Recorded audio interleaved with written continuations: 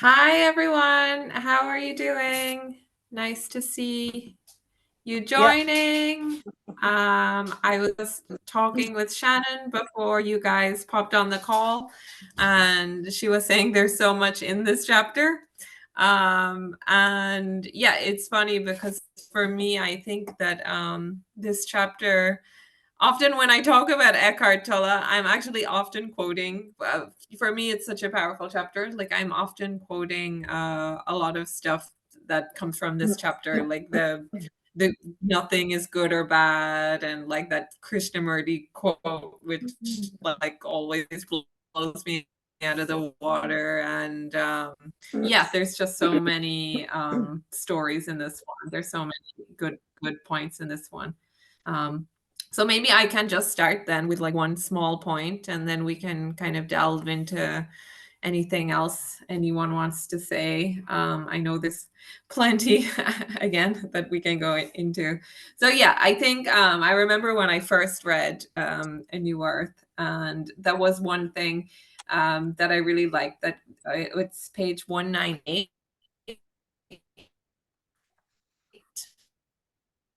I don't know if you're gone. You're gone. Gone, babe. Yeah, I know her internet's a bit rubbish, so sometimes just disappears. I'll text her. Yeah. Um,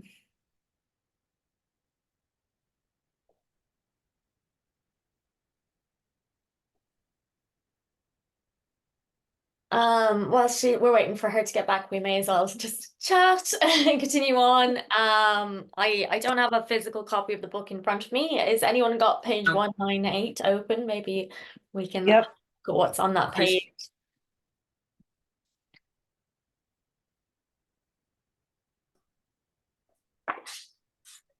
Yeah, I have 198 open. Perfect. Diana, if you want to go for it and see what's on that page, maybe we can see. Okay. So on this page is it talks about not minding what happens. So and the sutra, I don't mind what happens, was coined by the Krishnamurti. Yeah.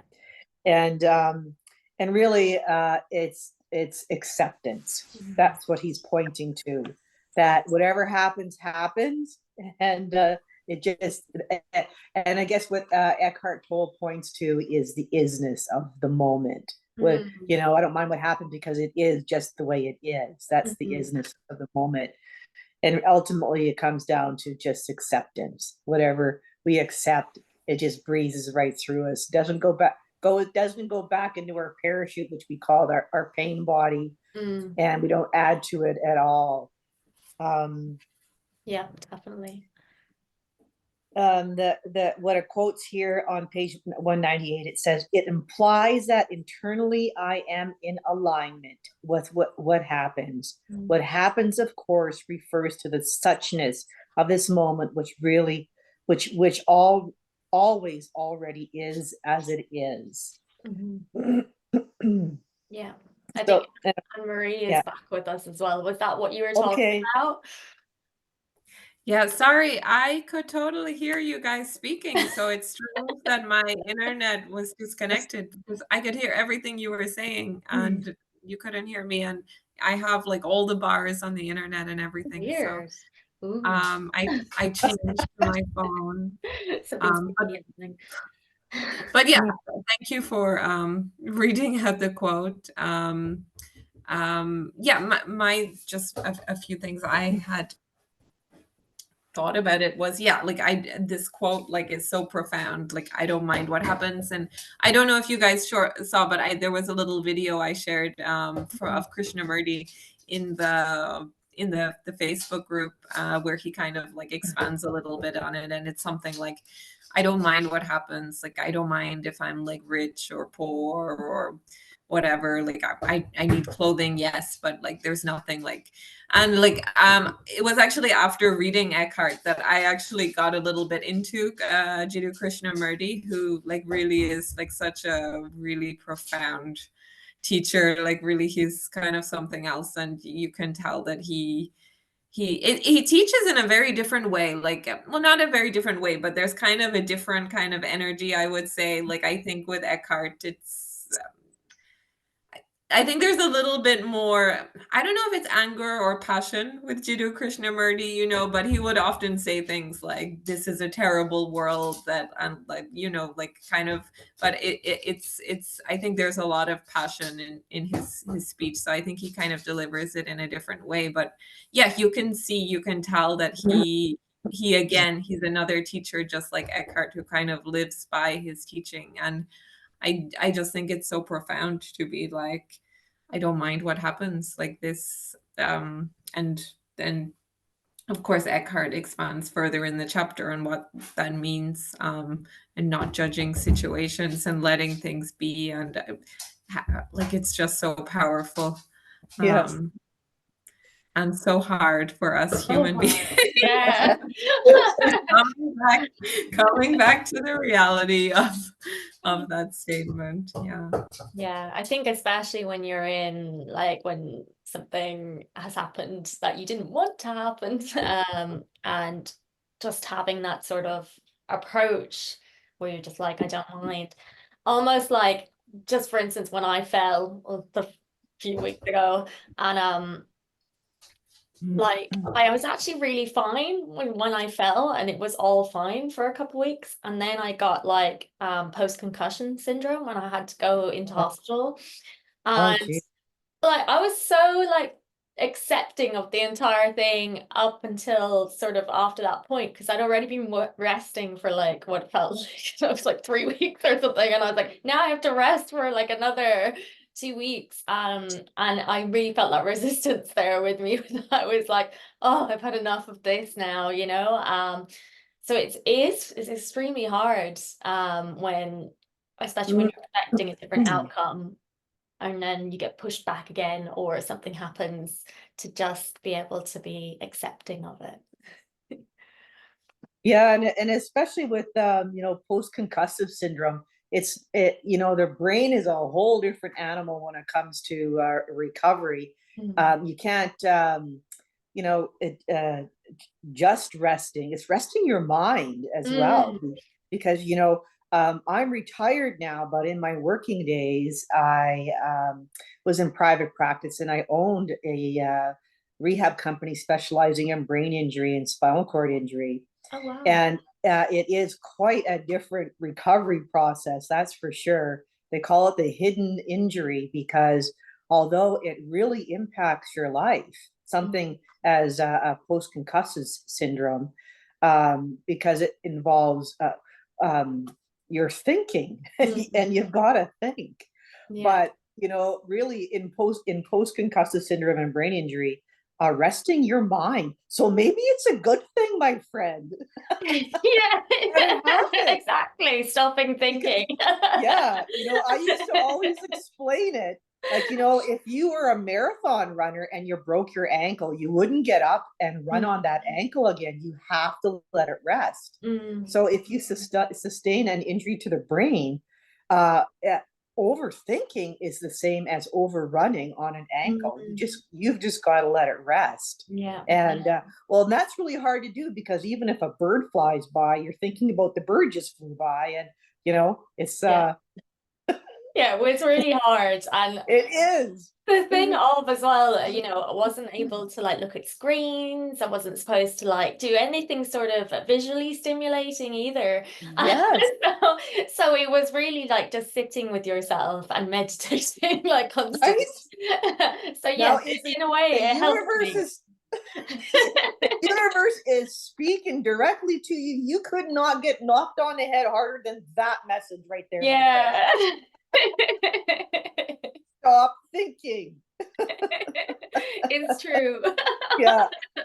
Concealed in every situation is a deeper good. It's mad that it happened when we were doing this book club as well. So there you go, That's right. Does anyone else have anything to share about that bit of the book? Yeah. And if not, we can go on to any other points. Again, like I have numerous ones outlined, but Oh yeah, yeah. I'll leave it to you guys to I already shared one, so I think it's only fair to ask if anyone. I know Diana, you did share There. something in the group, and I think it was something as well that I also Yeah. underlined, but I forget which one it was now. Was it about the people who have more abundance or more money or more? Yes. Yeah, Yeah. Mm, yeah. I'm on this little Facebook page called Meditative Humor, and it's really great because you laugh at yourself. And that's where I saw it, and I just finished reading that part in the book, and I thought, oh, this is like so perfect, because Eckhart Tolle has such a good sense of humor Mm. that I always try to find humor in it because you got to be able to laugh at yourself, you Mm. know. Yeah. Yeah, definitely. The universe doesn't. The universe doesn't have a sense of humor. Only through us it does. Right? Yeah. So Yeah. yeah, not saying things in jest about negativity or, Exactly, because then you Mhm. can attract Exactly. it. I liked the comment, the whole thing kind of sums it up. It's content, not essence.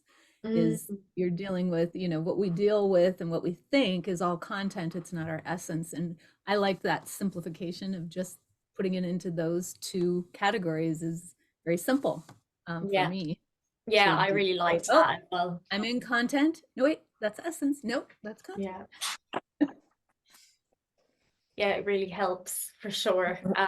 That really resonated with me as well. And the bit about the universe, not like the cosmos, not being chaos, it's actually yeah. So that really resonated for me as well, because I remember being taught at school about chaos theory and that everything like constantly descending into chaos from the moment it exists. And yeah, it's an interesting, I guess, perspective to have that taught to you and that be in your mind. And as someone with ADHD and constantly, like for me, my space always gets like really cluttered and I'm constantly trying to tidy it. And I always was like, oh, this is chaos theory, like this is Yeah. in action. But the opposite of that, like the universe and the galaxy and the cosmos, they all have everything's in its perfect place, Yeah. and what he was talking about there. And that really resonated with me. I thought that was really interesting as well, because I think a lot of people are really resistant to that idea that it's not predetermination, but the idea that things are right where they should be, we're always striving for something else and living in the future, as Eckhart would say. And like accepting that everything is just as it should be is really peaceful. I find that's Yes. a beautiful thing. Yeah. And not fighting it, I feel like we're constantly sort of, especially in our modern society, fighting that and trying to change things constantly. Yeah. I'd like to point out a little something on page 188, and I had a little laugh out loud with myself. And I'm going to read it to you, and then I'm going to tell a little story. It's how you react to people and situations, especially when challenges arise, is the best indicator of how deeply you know yourself. Here's my story. My husband and I moved back to his hometown about 6 months ago after being away in our careers. So we're retired. We were retired here, and so we're kind of getting back into knowing his family, his aunties and his cousins who are now in their 50s and their early 60s, that kind of thing. So we got invited over for supper, and the auntie said, do you guys like playing games? And my husband and I do not. Like, we're morning people. So like after supper, I just want to relax and like slowly let the brain shut down and then go to bed. Not games people at all. So we said, well, not really. Oh, she says, our family's always been big games people. So we're going to play a game after we eat. And we said, oh, well, okay. So anyways, we go to sit down, and one of the things I don't like about games is, number one, it's so busy at a time where my mind wants to be quiet, and also like there's math involved. You know, it's a board game, moving marbles around. You pick a card, you got to go, you know, this many cards, you know, 7 spots over this way, and then oh no, you got to go backwards. Like it's so much to learn, and everybody there knows a game but you, right? So we go to sit down, and there's like a auntie, uncle, a cousin, her husband, and myself and my husband. And the whole energy in the room shifted as soon as our chairs went around the game table. And like it was just, I could just feel it. It was all everybody's, not myself and my husband, but everybody else's face changes. It's like they had this stern look on their face, and this almost looked like this invisible barrier went up, like they were just ready to fight. Because in this game, you had to knock each other off with, you know, whoever got their marble to the end first won, and you could knock people off all the way. And I am telling you, it almost like I was there in third person, because I sat back watching them, and they were just knocking each other, and they were just ticking each other off. It was just so funny to watch this other side come through, like instantly, when we were just all sitting together for like 2 hours having dinner and chit chat and getting to know each other. And then the wars started, you know. Anyways, it was just funny, because it was like, yeah, you know, everybody is just like ready to battle, eh? Yeah, that's such a great example, actually, because like a lot of people do that when they play games. They just Yeah, completely change. It's like it brings out all these, that's right. especially like kind of these strong emotions in people. Yeah. Myself included, when I was younger, I remember like I used to like get really annoyed if I didn't win Monopoly when I'd play with my family. This is a long time ago now, when I was a teenager, but I do remember like those strong emotions that come up for something so silly, you know. So here's a challenge to all you guys, you know, but here's my weekly challenge. If you're in a board game with friends or family, check it out. Check out how people change. The energy shifts in the room. It's just unbelievable. I was playing Ultimate Frisbee a few weeks ago. It's a sport I used to play, and I just started trying to again, because I'm quite unfit these days, and I was really getting into like my spiritual groove, and none of the people in my team are interested in that at all. And we were playing and we were losing, and I was like, guys, let's just play for the joy of this game. It doesn't matter, and like let's visualize us like at the end of the finish line. And I got them to like close their eyes and visualize, and I was really just focusing on the joy of the game, and we ended up playing quite well that day. So I don't know, but it was funny. I think they think I'm a loop, but but you know, but it doesn't matter, right? Like keep doing what you're doing, because it seeps in slowly to other people. It does. Sure. I think Sharon wanted to say something. I saw her hand up. Don't know if you still want to say something, Sharon. Try and unmute you.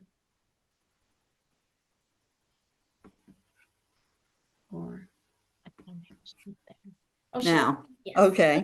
Something that you, Reluctant Guru, had said about the universe and chaos. And I've thought about that too, because there's so many different theories when it comes to physics and astronomy and all that kind of stuff. And I find that interesting also. But is it as it should be, or is it as it is a question to me. And I don't know, but I'm asking for your opinions. If it is as it should be, then that says that there's intelligent direction. And would that be on the universe as a whole, or would it be individual, like maybe we are as people, or maybe we're not? There's so many questions. And Sharon, I just feel let you know your camera is not on. Or is it it's not? Yeah, it's not on. It's not on. It shows it as being on, so I'm going to turn it off and turn it back on. Okay. Is it on now? No, wait a minute, it's sorry. coming up as black. But don't How worry. about now? Don't worry if you can't get it on. That's okay. Can you see me now? No, it's still just black. Maybe That's it's Okay, okay. I'll keep trying after I talk. Yeah. Yeah. Okay. Sorry, continue, Sharon. Yeah. Okay. Okay, so that's what the question that it led me down that road. We have to decide if it is. I don't believe it's predestined, but that's just my belief, but it could be. And is it a matrix type thing, where things are where they're supposed to be? And I'd be interested in hearing anybody's comments, because I'm really open to any, because I really don't have a clue. And Oh, I got my camera now. Thank you. okay. Can you see me? Please. Oh, All right. you. That's okay. I'll just keep talking anyway. Yeah, that's okay.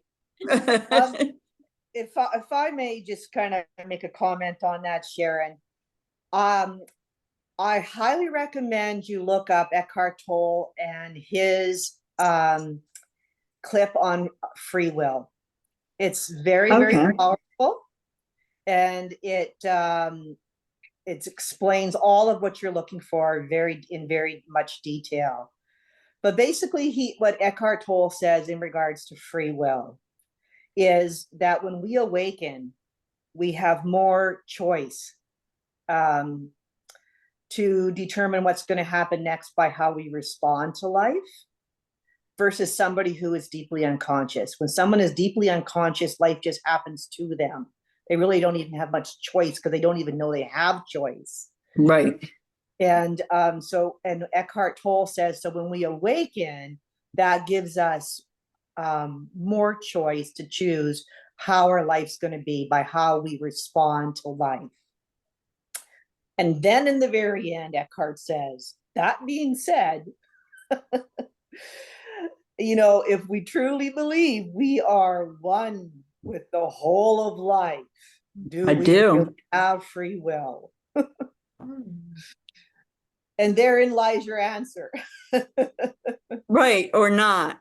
That's right.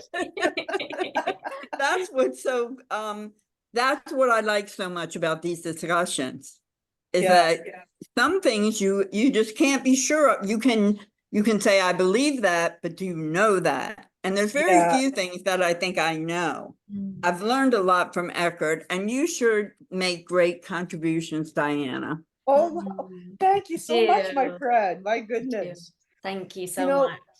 And that's the whole thing about Eckhart Tolle or anybody's spiritual teachings. They never give you the true, the direct answer. And why they don't is because the answer is within ourselves. Yes. And we have to find that answer ourselves, not through a thought, but when we know, the knowing. Yeah, some things I just know I know when I hear them. Yeah. That's right. Absolutely. That's when you've reached the point of, I can't even explain that. I just know it is the way it is. Yes, it makes absolute sense, and I believe it. Yes. And I know it. Yes. Yes, I really like that. And this is a little off the target, but I hope I'm saying this right. Akashic records that you can are you familiar with that term? Yeah. Yeah, that a friend of mine told me that I should start asking questions of that. And I have been starting to get little things back, like little thoughts. He said you might get a clip of a vision or something, because they're supposed to contain all the knowledge of the universe. Now, I don't know that, but I was willing to take an attempt, because a lot of cultures truly do that. So I've been messing with that a little bit. That's really interesting. I've heard a lot about it. I think I watched a documentary on it before, but I've never looked myself. So it's interesting to hear that you're getting something out of it. Yes, teeny bits, but I have to keep trying doing it. Yeah, it all seeps in, Yes, it does. And then does. something happens and I go, oh, that was probably because of that. Yeah. But yes. Yeah, it's definitely a gut feeling, or like something resonates with you when you know something.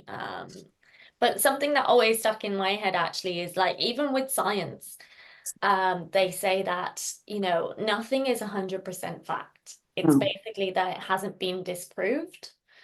So I just learned that recently from my nephew. I was like, and what? that Yeah, blew my okay. mind when I learned that as well, because I was like, what? Again, we're being taught all this stuff at school, and then you discover, oh, actually, it's just what people surmise. So it is really that thing of finding what resonates with you and finding that wisdom inside. And yeah, I think it's beautiful hearing what resonates with different people each week with this book. There's on page 195, it ties it all together there, that the last paragraph before good and bad talks about chaos and chaos in the universe. And then as soon as you realize that hidden harmony, that sacredness, you realize that you're not separate from it. And when you realize that, you become a conscious participant in it. And that way you can be realigned with the wholeness of life. So it just tied everything you all said right together. That's what I'm loving about this book, is that it's so succinct in so many ways, where, when I've studied the Yoga Sutras my whole life practically, that, there's so much subjective from just from translation to translation. So this is really condensed and kind of like, oh, don't need 1,000 words to say those two. Right. I find that as well. Mm-hmm. And was there any other bits that people wanted to share that really stuck out to them? I had one that goes back to that earlier quote that you were talking about, Diana, or I think the one you shared in the group on page 190. And I mean, I don't know where he says it, but I know it off by heart. It's like, whatever you think life is, or the world is withholding from you, you are withholding from the world. And I think it's really, beautiful. I'm also, I think, well, both, I know Shannon personally, and I think we're both very much also into the law of attraction. And, The Secret was probably one of those first spiritual books I picked up when I was in university, and I have like a lot of experience with this. Like, I often talk about, like, I had this friend in university, and like she lived abundance. She like didn't worry about money at all, and it was just crazy. Like, I always tell that story, how one week she had no money, and 2 times she found like 20 euro on the ground when I was with her. And then one day, like, we were walking and it was windy, and like 10 euro blew into her face. Like, I saw it with my own eyes. I saw like 10 euro blow into her face. And I was like, you're a witch, and just the way she always carried herself. Like, there was like, it was like, and it wasn't because she came from, like, she like had like a very wealthy family. Like, there was just like this ingrained belief that like money will always be there for me, and like it always came to her. And she was just so generous as well, like and I think like this is just the way with everything. Like, it's not just money. Can you hear me okay? Mm-hmm. Yep. Sorry, I got getting paranoid. Yeah, I mean, I've seen it in my own life, and I've seen it when I've been generous with certain attributes, and I've seen it when I've been scared and fearful, and I've just seen how all of that fear of lack brings more lack, and like more bad stuff. And I'm very aware of it, and I still find it challenging in some aspects with certain.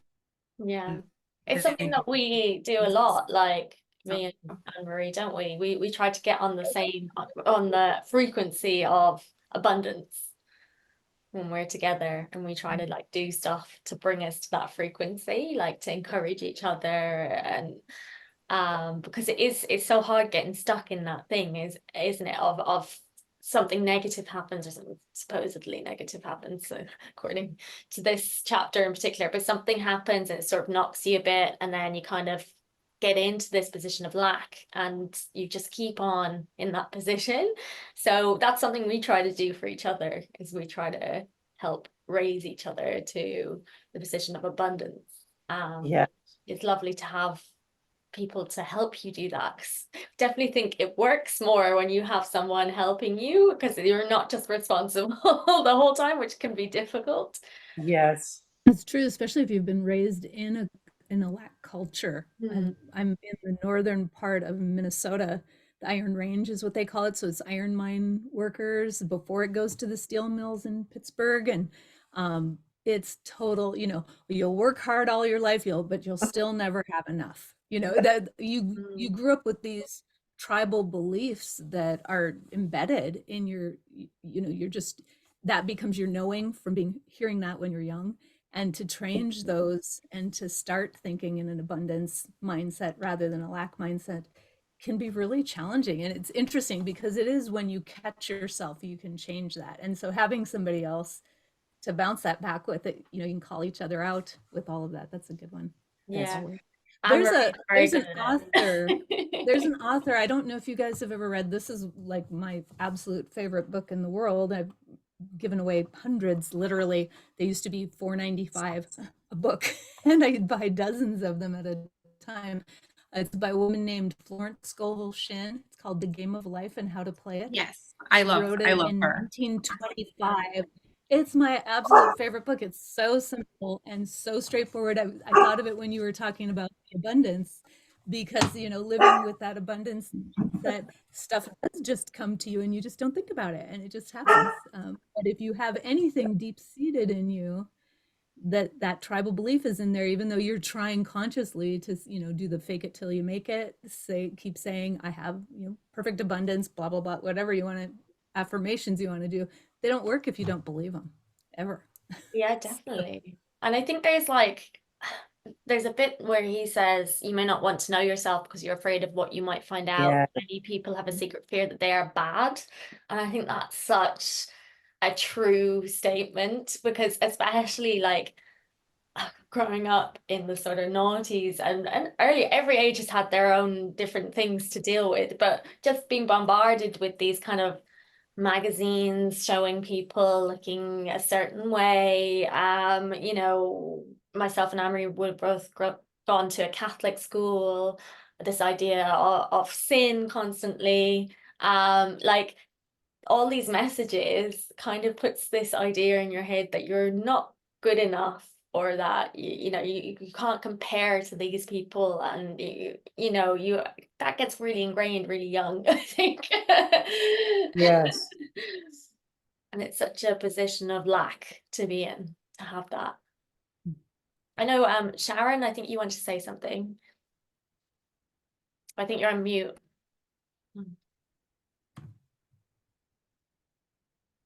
When talking about abundance and The Secret and so on, I would be interested in the opinion of anyone that what I have been reading and what I feel, and I think you said fake it till you make it, and that if you go into wanting abundance, wanting anything that you wanting puts you in a negative perspective, and you need to fake it till you make it. You need to believe that you're that person. You need to walk like you're that person, talk like you're that person. Just like you were talking about your friend, I believe it was Anne-Marie.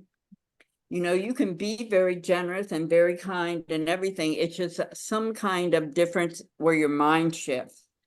I haven't done that, although I've always been fortunate. I am not rich by any imagination, but I've always been fortunate to have everything that I need. And I consider that to be very fortunate. And I can do some fun things and things like that. But I haven't really tried to blow that up into something bigger so that maybe I could do something to help others or animals or one of my things. So I would be interested in anybody that had an opinion on how to go to the next level. I always say with these, again, this is just from everything I've read, because I also haven't gone to the next level. But I again, like I've succeeded in certain things I've like wanted, like living abroad, and certain things I really wanted at certain stages when I was really not, like it seemed kind of challenging. But I think it's that difference, right, of like seeing it's like that. I know there's this Abraham Hicks teacher, and they say, you know, there's no difference between a button and a castle, but it's just the way your mind, I think these books point to the fact that your mind makes it like so much bigger. Your mind, like if you can do the same like with $10 or $1,000, but it's just believing that it's possible. I believe that because I'm happy where I am. Yeah. That's right. But I would like to have something to do more for the animal charities that I follow. Yeah. Well, I think as Eckhart says on there in this chapter, even like the beginning is coming from the position of gratefulness, and that's Yes.